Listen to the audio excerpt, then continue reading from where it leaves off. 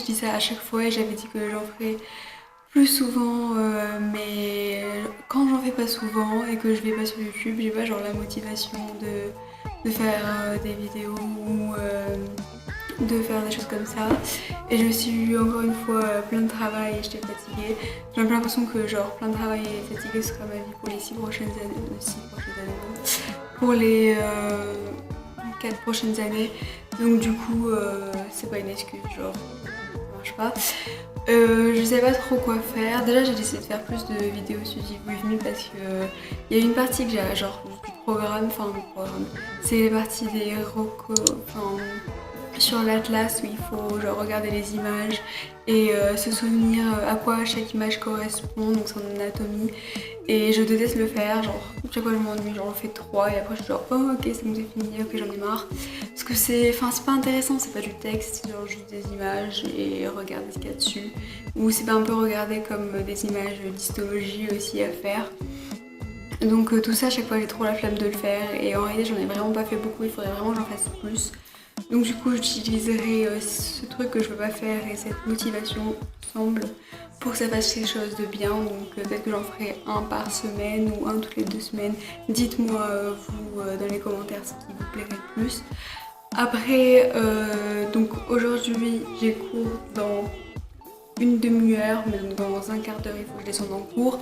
Et donc du coup je suis genre bon ok faut que je fasse quelque chose. Et parce que j'aurais pas eu le temps de travailler en une demi-heure, le temps de tout sortir et tout ça. Et j'étais déjà maquillée et je sais pas pourquoi genre je deviens un peu genre timide quand je le fais pendant longtemps et j'étais genre bon ok, compte jusqu'à 30 et vas-y. Et donc du coup j'ai compté jusqu'à 30 et voilà, me voilà ici. Bref, je suis en train de changer de sujet. La dernière fois quelqu'un m'a demandé sur quoi je prenais mes notes et comment prendre des notes à l'université. Et je trouve que c'est une bonne question parce que on sait pas forcément comment faire. Et je sais que moi aussi au début je demandais à tout le monde genre mais comment tu fais, tu prends tout des notes sur tout, tu fais des dessins, je prends des notes sur l'ordi, est-ce que tu fais des dessins à côté, est-ce que tu prends des notes dans tous les cours pour tout, comment tu fais pour les formules, parce que comment écrire une formule sur ordinateur, genre est-ce qu'il faut un programme spécial si vous en avez besoin, ou si par exemple pour la biochimie ou pour la physique, pour la biochimie, non pas trop, pour la chimie ou pour la physique ou pour la chimie orga. Et en fait finalement avec le passage du temps, chacun a sa méthode, certains préfèrent la tablette, certains préfèrent juste prendre des notes sur les slides, certains impriment les slides et prennent des notes sur les slides. Moi personnellement ce que je fais c'est que j'utilise genre ce cahier-là, j'en ai parlé tellement souvent que j'ai l'impression que les gens ils doivent croire que je paye pour faire ça, mais pas du tout. C'est genre ce cahier-là et pareil il est dans la description et il y a toutes les fiches de cours. L'avantage c'est qu'il est plus grand qu'un format A4.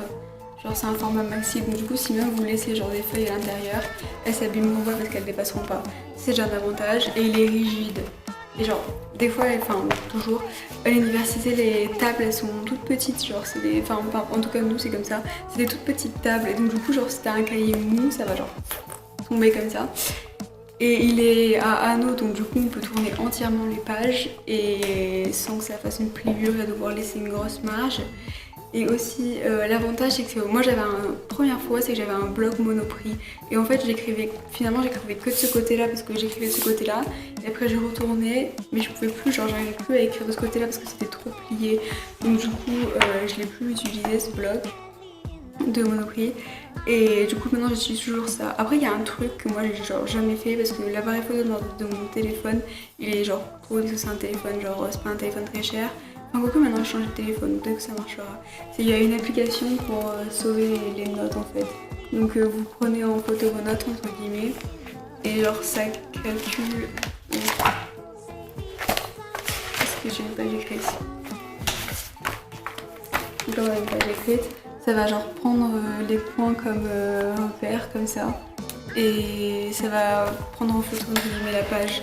J'espère, et ça va sauvegarder sur une application tout ensemble.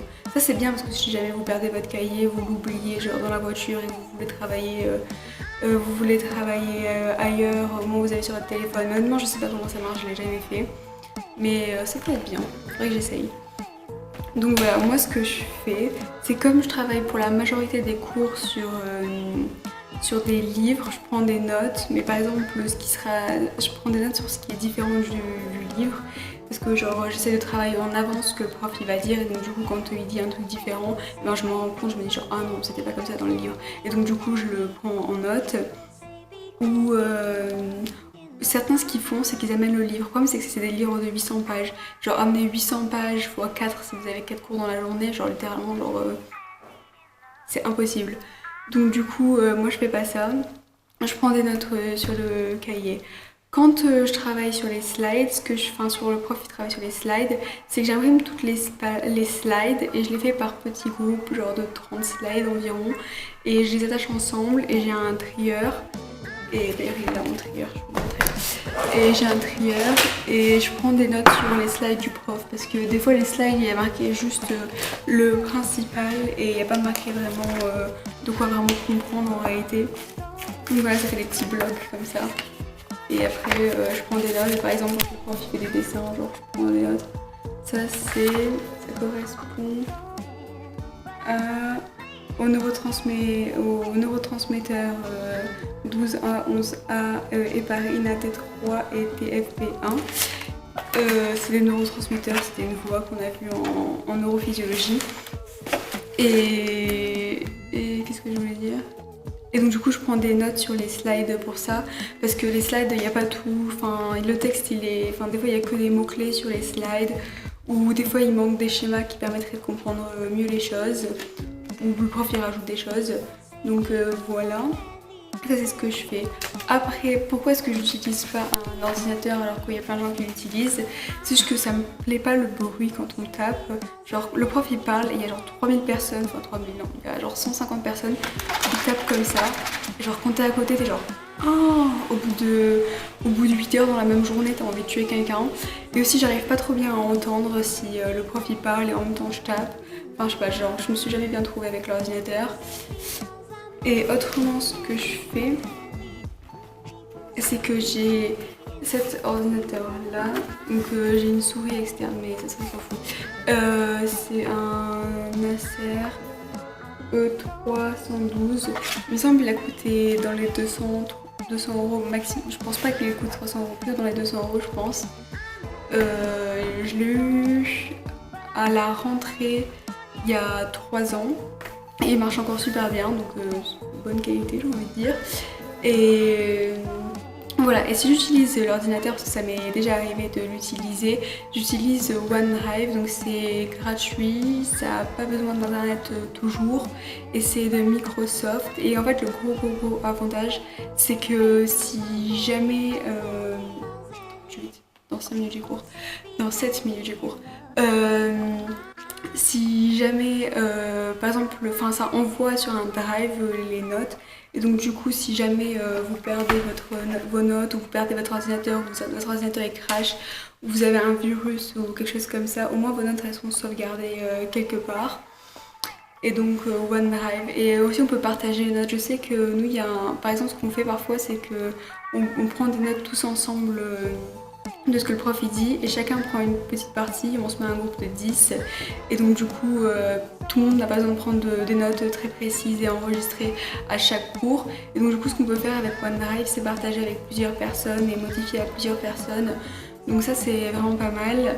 On peut aussi, c'est vraiment super bien pour prendre des notes. Ça s'appelle, non, oui, OneNote ça s'appelle. Et ça permet, on peut aussi rajouter des images, ou par exemple si je fais de la biochimie ou de la chimie orga, vous n'allez pas pouvoir dessiner à chaque fois le nom de la molécule.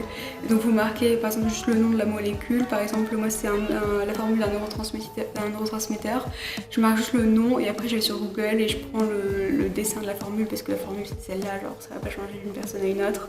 Ou même une image que le prof il met, parfois, souvent quand les profs mettent une image, pour des raisons de droit, ils mettent au-dessous par exemple Soborta 2005, et donc du coup je marque par exemple image lopule rein Soborta 2005, et donc du coup après je vais chercher sur Google, généralement on trouve cette image là, ou au moins quelque chose de similaire, et je peux l'ajouter là-dedans.